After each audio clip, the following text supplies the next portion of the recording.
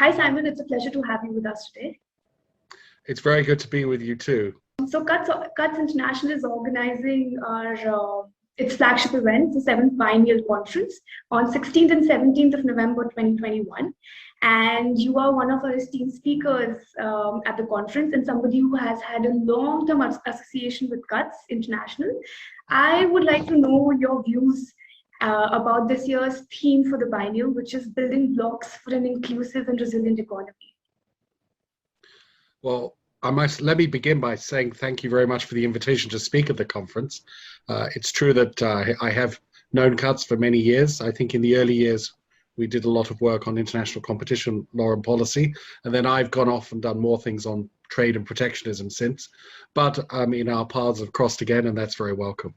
Now, to the substance of the conference, I think the theme is very well chosen. I mean, there is a lot of interest these days in both inclusivity and resilience of economies. I think that's very important. I mean, people may have different notions of what constitutes inclusivity. Maybe some on the left think in terms of outcomes, in capitalist outcomes, and some on the right might think about the opportunities which generate an inclusive society. And I think it's very important to talk through how one can build an inclusive society, perhaps along one or both of those dimensions. In light of the pandemic, resilience is, of course, a natural subject for people to talk about. We found our supply chains and our private sectors stretched in ways that we have never anticipated. Not every outcome has been what people have wanted and desired, and naturally people want to think again.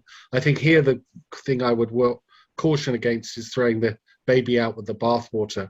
Just because supply chains designed for a non-COVID world didn't work doesn't mean supply chains can never work. So I think we have to have a subtle conversation about how corporate form has to evolve in order to provide more assurance and security that supplies are delivered when they're absolutely needed. Thank you, Simon. That was fascinating. I understand how things have changed in terms of COVID, and countries usually have to build a lot of strategies. They basically have to develop a lot of strategies to overcome what they've suffered in COVID.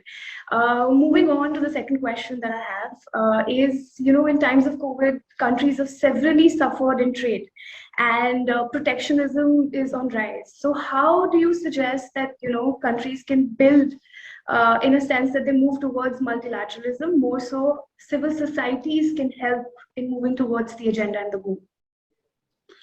So let's start with your starting point, which is that in response to the pandemic, a lot of governments put in place policies which ultimately distorted trade, not necessarily restricted trade, but distorted it. You might argue that that's okay so long as those policies are temporary and that they are withdrawn. The history, unfortunately, is that when we have these crises, the withdrawing of so-called temporary measures doesn't happen. I think it was Milton Friedman who once said, there's nothing more permanent than a temporary government policy. And so we do have to worry about the capacity of the world trading system to recover and go back to the pre-pandemic trade policy stances that we saw.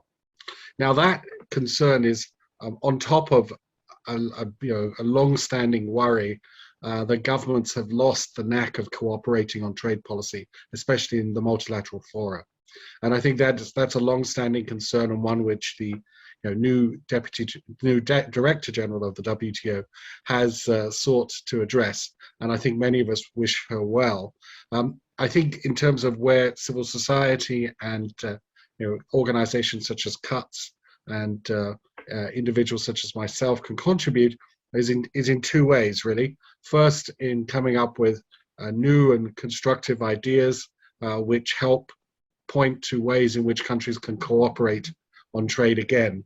And here the form of cooperation might change. Indeed, the very fact that we're talking about cooperation rather than rulemaking is a subtle but significant shift in the conversation away from the way of doing business that we saw in the 1990s and beyond. Then the second way in which I think civil society can contribute is in fostering dialogue between different experts and different officials in different countries as well. It's unfortunately the case that despite all the meetings in Geneva that take place between diplomats, not much listening goes on. Lots of talking goes on, but not much listening. And I think one contribution of civil society is to help fill that gap and to provide a safe space where ideas can be developed without countries feeling like they're under pressure to make a formal statement. One way in which civil society shouldn't behave, I think, is the following. We shouldn't see ourselves as spokespeople for our governments. And I think the importance of being to be a credible civil society player on the international stage, one must be seen to have some independence. And so we have to walk a fine line between being seen as sort of expert, credible, and independent, and yet at the same time engaging with governments. And that's a difficult line to pull off. I do see from time to time civil society groups defending their own government's positions as if they're spokespeople for their governments. And I think our governments are expert enough at defending themselves.